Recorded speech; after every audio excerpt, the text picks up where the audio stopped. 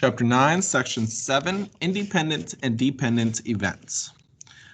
When one event does not affect the outcome of the other event, the events are independent events. For example, if you toss a coin twice, the first toss has no effect on the second toss.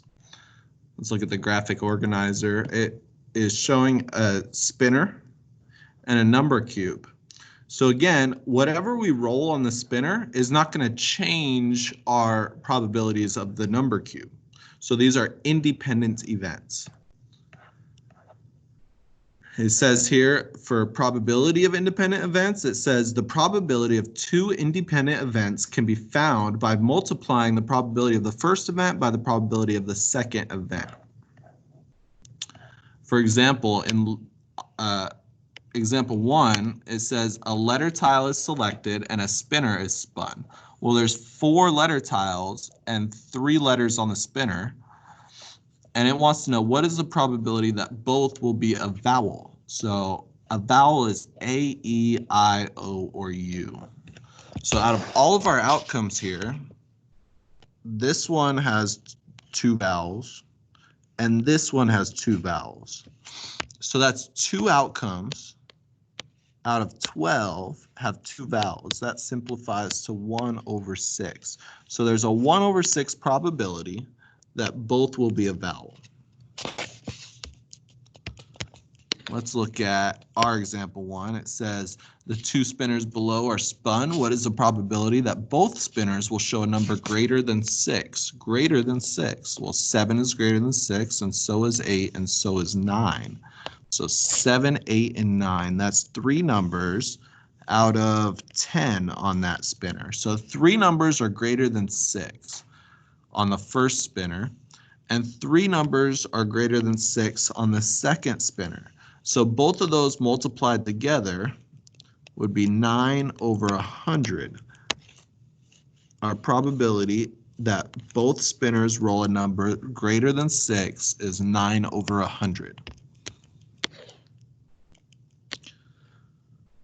Let's look at the word problem. It says a red number cube and a white number cube are rolled. The faces of both cubes are numbered from 1 to 6. What is the probability of not rolling a 3 on the red cube and rolling a 3 or less on the white cube? So here's our numbers on each cube. And they want to know the probability of not rolling a 3. Well, out of 6 options, 5 of them are not a 3. So that's the first cube. On the second cube, they want a 3 or less. Well, that's 3 numbers. 1, 2, and 3 are all 3 or less. So 3 out of 6 are 3 or less, which is equal to 1/2.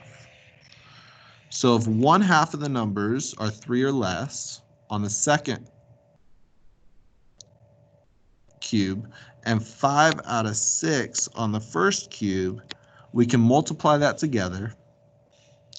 On the top, 1 times 5 is 5, and on the bottom, 2 times 6 is 12.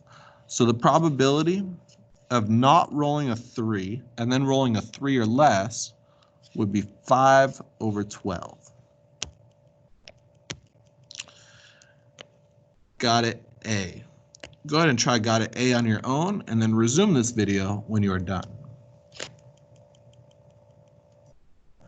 Got It A says, a game requires players to roll 2 number cubes to move the game pieces. The faces of the cubes are labeled 1 through 6. What is the probability of rolling a 2 or 4 on the first number cube and then rolling a 5 on the second number cube? So again, we have the numbers 1, 2, 3, 4, 5, and 6. If we want a 2 or a 4, that's 2 options out of 6 total.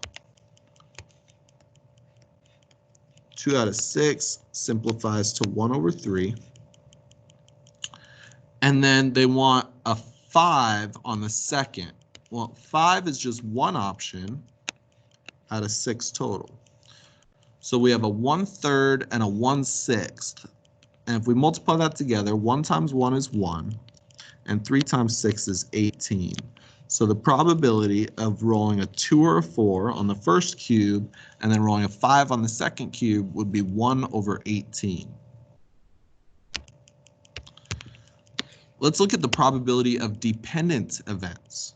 Okay, it says if two events, A and B, are dependent, then the probability of both events occurring is the product of the probability of A and the probability of B after A occurs. So what they're saying is that whatever happens to A is going to change what could happen in B. For example, let's look at example 3. There are 4 red, 8 yellow, and 6 blue socks. 4 red, 8 yellow, 6 blue. Mixed up in a drawer. Once a sock is selected, it is not replaced. Find the probability of reaching into the drawer without looking and choosing 2 blue socks. So 4 and 8 is 12, 12 and 6 is 18 socks total are in that drawer, and 6 are blue.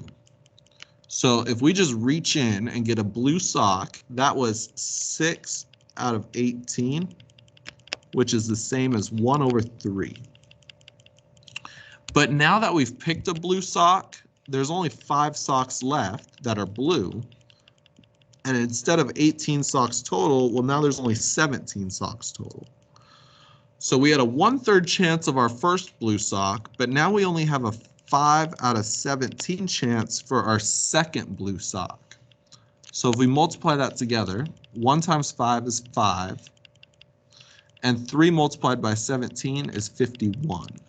So we have a 5 over 51 chance or probability of reaching into the drawer and selecting 2 blue socks.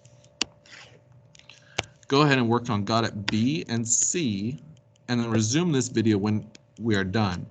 When it says refer to the situation above, they're talking about the situation in example 3 here.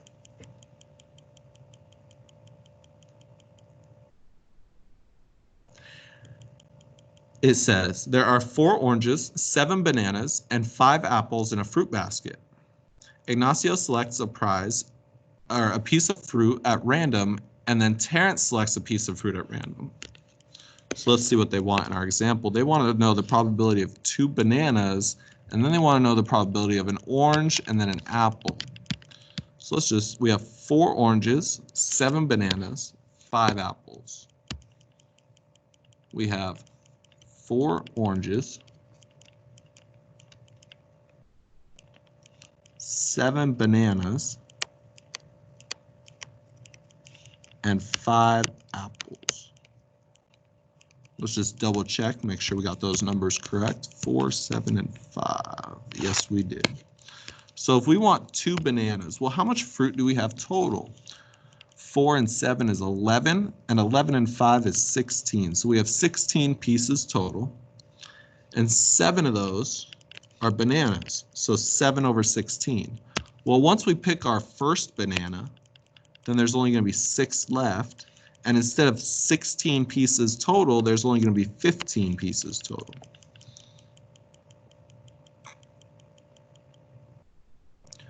So now we can multiply after we simplify.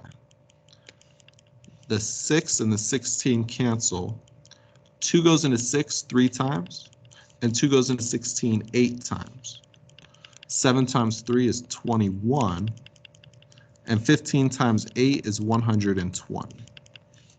So the probability of selecting 2 bananas would be 21 over 120. If we want to select an orange, there are 4 oranges out of 16 pieces of fruit. That's the same as 1 over 4.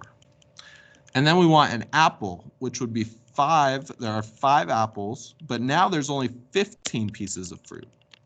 5 over 15 is the same as 1 over 3. So now all we have to do is multiply the 2 probabilities.